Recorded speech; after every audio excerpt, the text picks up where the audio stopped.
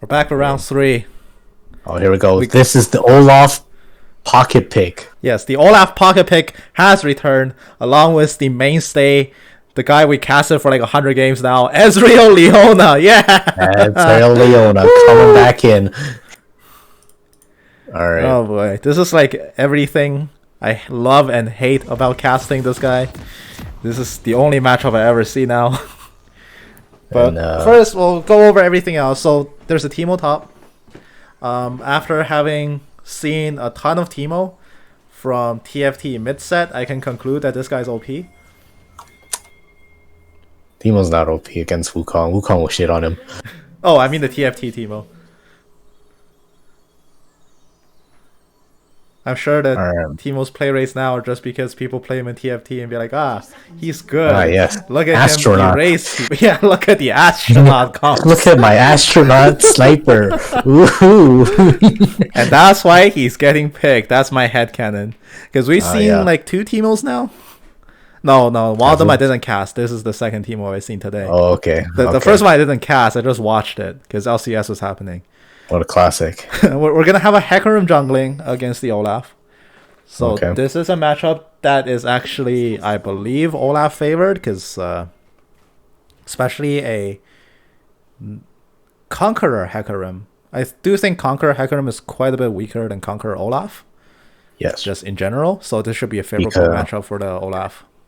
It will depend on whether this Olaf knows how to press W. Hecarim has so much upfront burst because you do your unstoppable charge, and then the rest is just like Triforce auto and spin once in a while, which isn't a lot of damage. So much of Hecarim's burst is upfront, which is why he's a pretty prominent Predator user, sometimes even Electrocute if you're feeling daring.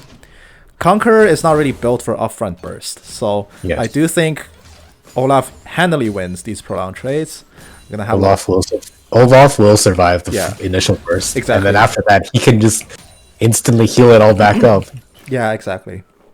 We're gonna have a LeBlanc made against Orianna, and bot lane is the El Clasico versus Misfortune Nautilus. So we're gonna have a Leona and a Nautilus in this game. 2 of the best tank supports in the game. Move over Braum. So I was talking with a friend of mine who doesn't actually play League that much. Yeah. Like last time he played was season 6, and he recently started playing again. Yes. And he told me that back when he was being played, Nautilus support wasn't that commonly seen. And I was like, that's debatable. Nautilus has been a support for a very long time.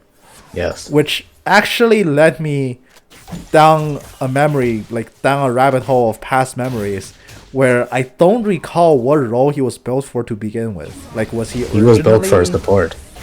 Because my friend who hasn't played in years claims that he was originally built to jungle. That this was like season 2, because that's when he came out. Actually, I think he was. He was, what was he originally built for? Because I think he was built for jungle. Something like that, right? I don't remember. It's been so long. You know what? Let's look it up. The game has changed so much in these past years that every time I think of Nautilus, I just associate with some support, but I don't remember when he was seriously getting played as one. Because I think like support Nautilus always existed as a fringe. The Hecarim, he smites away the Scuttle to try to get healing, but that's not enough. First blood to the Wukong and the rotation from mid. LeBlanc picks off the Teemo. That's an excellent start for blue team. He was indeed built for jungler because interesting. In the champion spotlight, he was featured as a jungler. Yeah, that's very, very long ago. Nowadays, 8 years ago. Yeah, 8 years ago. Now you think of an Nautilus, you don't see him as anything but a support. Well, it does make sense. His kit was pretty built for ganks. I think ever since he came out, people have been picking him as a fringe support, and over the years that became more and more meta, to the point where now support is his only role, which is... It was because his clear was very slow. Yeah. Compared to just being in lane. Yeah, exactly. The Nautilus, he's gonna get the hook, and the anchor goes down. The lockdown is there, Leona gets lit on fire, there's not enough damage, the Eclipse Shield, a little bit too much to bust through. That gives her so much resistances and so much damage reduction that it's hard to punch through it. The Ignite at half health is a little bit too promising. They're not gonna get it here. It's gonna be 2-0 in team kills, 1.2k ahead. Oh, the Nautilus, he gets the hook, but Ezreal buffers it. He's safe and sound. That's nice. No, we do have from our heroes at least the comfort picks. The Olaf one trick and apparently now the Ezreal one trick is really... I haven't casted him playing much of anything else. I'm gonna call him a one trick until proven otherwise by sufficient evidence. What do you think about that secondary tree on Olaf? Red tree versus versus approach velocity. Approach velocity, I believe, got reworked this patch. Yeah. What was it? Ravenous Hunter eyeball collection. That's interesting. I wouldn't take eyeballs if he was going. I wouldn't take eyeball collection. I take one of the things in the top row, either Cheap Shot or Taste of Blood. Will be my pick. Oh my god, so much burst at mid lane. Ooh. Ooh. I think that's a kill there. Yeah, yes, it is. It's a kill. So approach velocity was changed this patch. Instead of going from you move faster towards champions you immobilize to you just move faster towards immobilized champions in general. But if it was you who immobilized them, you go faster. So it makes it a little bit more general purpose. It's a straight up buff. Good. It's a buff in every department. Yeah, that's good for Olaf. Because now you get approach velocity even if you weren't the one who did the slow. Exactly. So it was changed, but I think thought it was always like that. No, it wasn't always like that. Now, before it used to be you only move faster if you immobilize them, which is why it was only used for a few characters. It was used for like Ashe and Olaf because they can keep a slow going. But now it's actually, after the rework, it's actually more viable for a lot more characters now. I do think a lot more junglers who can slot in inspiration probably should look to pick it up now. Just because moving faster towards an enemy in most cases was what you want, and the movement speed buff is pretty immense. Oh yeah. Okay. So I do think he definitely should have approach velocity. I don't entirely hate the red tree. I think it's fine. I would prefer Taste of Blood here. The eyeball collection really doesn't really do that much. It's like a extra longsword basically. Oh, the shockwave damage! Oh, the shockwave! Whoa, and the LeBlanc, she might be stranded. The Ezreal does kill off the Nautilus, but that's gonna be a triple kill to the horse. Oh my, suddenly this game just went from this game just got really interesting. Yeah. Actually, while we're watching this live game, let's go back and look at how that happened. Because we were chatting about approach velocity. So we have a brawl here in the river. I do think this is a little bit of an overchase, especially when you see the Ori ball fly to him. Yeah. I don't think you should be committing anymore. I don't know. I think it was a little bit too forceful. It's hard to disengage from that position.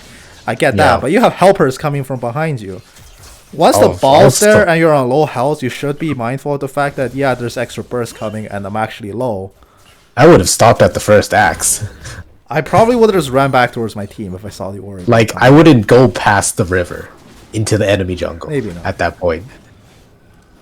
There's another thing you have to consider, which is water walking. That's also an alternate option that's probably okay for Olaf. I feel like approach velocity is still the best for Olaf right now. I would probably take velocity too. I take inspiration. I take inspiration tree secondary on most junglers. Yeah. Actually, especially considering the buffs now. I personally take inspiration like almost everybody secondary just because I'm greedy as a player. Yeah. But I like I like water walking still. It's a rune that a lot of people don't really take. But against more early game aggressive junglers, I know champions like Elise takes it. Yeah, I take it on Udyr. Yeah, Udyr can work too. Just early game skirmishy junglers, they actually make really good use out of water walking, because it's more relevant than you think. That's where objectives are, so you can actually use it to secure early game objectives. The buff you get when standing on water with water walking is pretty immense. It's not like people shouldn't disrespect that. This is a pretty good trade coming out here from blue team. They're gonna get a kill here. Nice. That's a really long range Ezreal auto, but they do get that kill. Ezreal gets his second. Now, oh, the shockwave. It gets distorted away, but Hecarim, he's riding down. The burst is there, but he can't finish the kill. Or can he? LeBlanc's pressing as for the juke, but it's not enough. They're up to her trickery. Here comes the teleport from the monkey, but can he make anything happen? I think he teleported way too late, and now he's being tangled up with a horse that he can't really beat right now. Hecarim gets a 4th kill for himself. He has all of his team's kills. Yeah. Every single one. Hecarim's putting red team on his back right now. Yep, and here comes Olaf. Very still with the Olaf. He knows he's stronger. He knows he can beat this. The Hecarim's gonna pop the blast cone and get out, so he's safe and sound, but he's gonna lose the red buff here. Leona walks all the way up to escort him. Oh, that's the classic Morgana roam. The classic Morgana roaming top. The play that never happened 2 games ago. Yeah. Except this time it's actually better because Ezreal has a form of escape. And Ezreal doesn't get put back here. He has a recall as well. And Leona's gonna join him and they're gonna return to lane together here. So we're gonna have the Olaf. It's 10 minutes in. He's gonna take the Herald away. So he's going to secure a few plates in his near future. Doesn't seem like this will be contested. So now the question is, where do you drop this Herald that you secure? Because I think you want to break mid with this. Top lane is difficult to gank this game. There's going to be a mushroom field up there. You need 2 sweepers to go into that tower, and you don't really want to break that top tower right now. You want to break mid, so you break mid, you free LeBlanc to roam. That should be the play this game. Now he is going to look mid approximately, but there's no wave to force a gank. So he's actually going to opt to invade instead and start taking some KFC. The river gets worded. The double up. Oh, that's a painful chip damage onto Ezreal. He's still fine. He has Muramana done. No. Yeah, Mana Mune done, not Muramana. I confused those 2 items. I had to think about it. He has Mana Mune done. Hecarim's gonna ride in for some damage. The red smite did land. That's a very far axe. And now he has to pop the Ragnar to survive. The Orianna gets killed off. And now the Hecarim, he's run out of damage, so he gets shut down as well. You're seeing here why Hecarim should take Predator? Yes. If the Predator bonus damage was there, I think Olaf just straight up dies. Yeah. But this might actually be a Herald push. Will that be a Herald push? Please drop the Herald. Okay, thank you. He did drop the Herald after a plate has been taken too. Can they get another plate here? Yes, they do. Yeah. That's a really good. That's really good for the Herald then, because now the Herald does true damage to multiple plates. Yep. That's gonna be a full tower kill. Depth's charge that does go down the Ezreal. He's been set on fire, but Leona is fighting the Misfortune in the back. She's so tanky, taking no damage whatsoever. The Dredge Knight gonna hook her back, and suddenly the bullet time. Can she make it out? The stopwatch is gonna keep her alive. She's gonna Zenith's Blade to re-engage, but the Ezreal is still too far to fall. The Misfortune is tanking the towers. The Dredge Knight is gonna hit the Ezreal in the face and kill him off, but the Misfortune oversteps and tanks the tower to die. That is a misplay and a half from her. I will cut her some slack and they'll say turret targeting is actually totally random. It's not closest target. There's something really off and bugged about turret targeting algorithms. But still, deciding to tank that turret is a pretty bad idea. And that's actually going to drop a kill over to the Ezreal.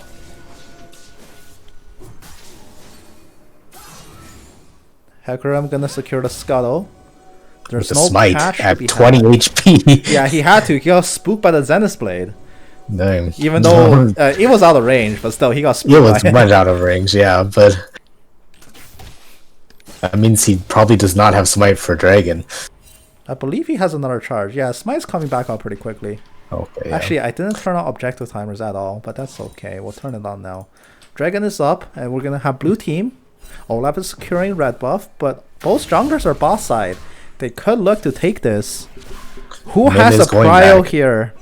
LeBlanc has prio. Yeah, mid has prio for blue team, but bot lane is a different story. Misfortune still here, but Orianna backed. Obviously, they don't know this. There's a scuttle here, so it's hard to start this.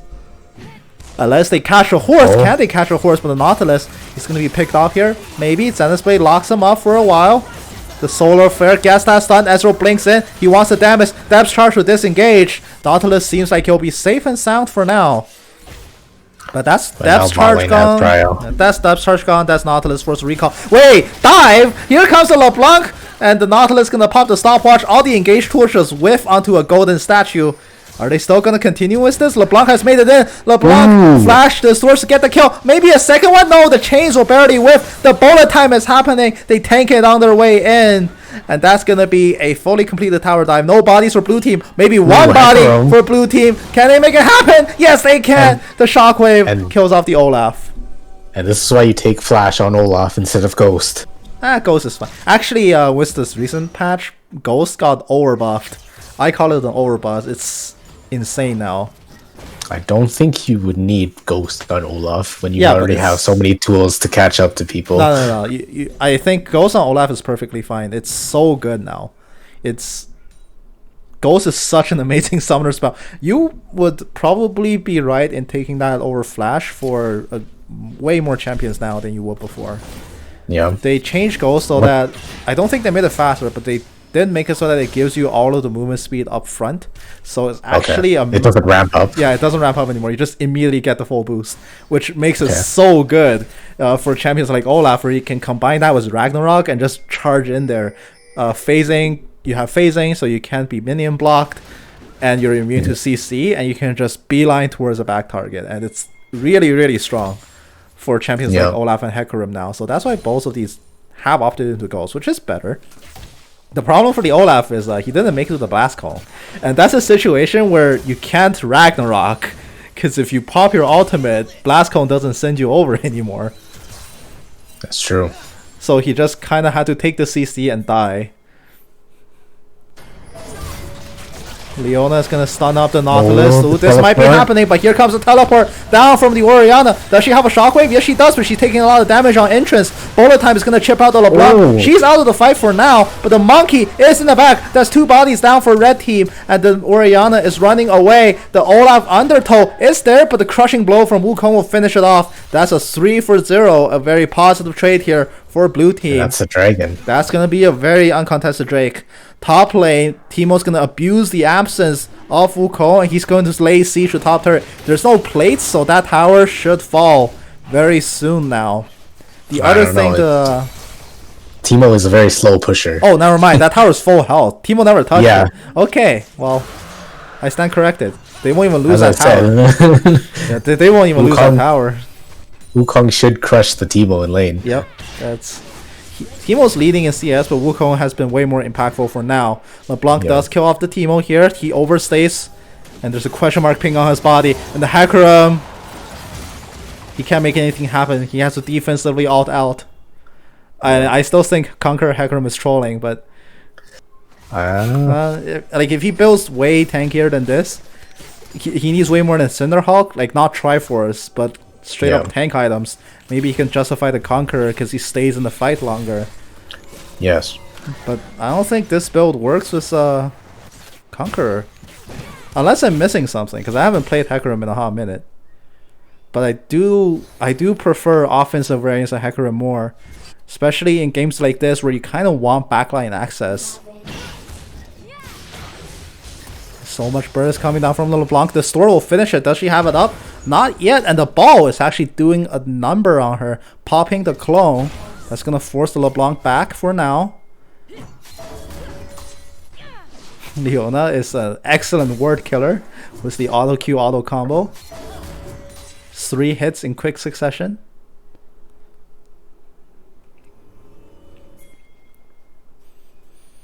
Now the game kind of settles down a bit. We're going to get into 18 minutes in. Herald 2 is up, and blue team wants to secure this. Olaf is just going to jump on it. He's impatient. He wants this. Now, if Herald is not in combat, it disappears at 1940, I believe. And if it is in 45. combat, it disappears at 55. Yes. So it does, but that doesn't seem like it will be a factor this game. It does seem like this will be a successful Herald. Teemo can't contest this, and they've actually rotated their ball lane. LeBlanc. Yep, LeBlanc getting so much damage done. She's trying to secure this kill. Depth charge is gonna land for the knock-up. The hook lands, and there's the cloppers. The cloppers clops her down. Cloppers clopping down, but that's 2 ultimates. Yep, depth charge and shockwave. If they shut down this LeBlanc, it's not a waste. That's 600 gold. to Hecarim's pockets. But the Hecarim does need a lot more than this. He needs way more money to take off. So I say that Olaf is actually doing way more than the Hecarim this game. He's been much better around the map, and he's actually made more correct plays. There are some instances of over chasing, but for the most part, when your team's ahead, jungling is easier. Yes. But in the case of red team, they have all 3 lanes behind. So the Hecarim's hard to make plays, and it's hard to make burst plays happen without Predator. And it's hard to make sustained fights happen when your team is so behind. These Misfortune bullet times have actually been hitting some pretty impressive targets, but unfortunately she's just not fed enough to kill anybody. The Leona is just so incredibly tanky at this stage in the game that you can't really kill her. That's true. So for now, blue team, they're ahead in the map, so they're just gonna ride it out. They have the momentum. They're gonna go around, take whatever the hell they want. And I don't know. In this game state, it's hard for red team to make anything happen. They're getting their own wards denied in their own jungle. Yeah, Teemo's they not being the nuisance that he has to be. They have to be very careful of this LeBlanc. Nice smite secure. Here comes. Yep, and the dredge line. Oh, the damage dredge line into the ult. Into the. Oh. The shockwave does not hit the Ezreal, so they lose the chance CC. They do kill the LeBlanc here. Misfortune gets that kill, so she's on the board finally. Baron this spot and spit in the horse's face. And there's the Olaf. He's gonna Ghost Ragnarok in, and he's gonna Ghost Ragnarok out. He can't take that fight. That was already a questionable start. I don't think you keep fighting when your strongest member's dead, but that's just me. Yeah, I don't think you keep going when everybody's already backing off. Alright, crushing blow gonna land on the Hecarim. He's gonna charge away. He's used so many E's just to get out. And that means they probably give up positions on the Drake, because now blue team's already coming here to set up. LeBlanc has respawn. She's running back in. She just needs to be here. There's still so much damage on her. She's finished Morello Namakan. I don't personally agree with that. I don't think there's a lot of healing you need to cut. I think you just sit on Oblivion Orb and get more powerful. Yeah. Because Oblivion Orb is an amazing item, but Morello's not so much. You buy Morello's when you need to spend 1400 gold on healing reduction, because really that's all the upgrade gives you. The amount of AP you gain from that upgrade, you can just spend less and get a rod and do more. I don't think healing reduction is a high priority this game, but regardless, they're going to pick off the Orianna before the fight begins. And there is the rest of the team fight at mid. Bullet time is going to kill off the Leona, but the LeBlanc, there's an assassin in the back and she kills off 3. The Teemo is going to be next to go. The Wukong is hitting him. The clone is blinded, and the Teemo has nowhere to go. So that's going to be 4 bodies for 2. They lose the jungler, but that doesn't mean they lose the Drake, because the Hecarim is being driven away from the pit. He can't come to secure this. So Ezreal will just take that dragon away for himself. Monkey is going to do some split push work down bot. It's looking pretty good here for blue team. They're winning all the fights, taking all the objectives. It's so far not a perfect game because they did die 11 times, but it's a perfect game in terms of objective control and shutout. Red team has not a single tower killed, not a single Drake taken, and blue team has gotten both heralds. This game is going all the right ways here for blue team. Hecarim's gonna ride away, escaping into the void. Live to fight another day. Live to fight another day.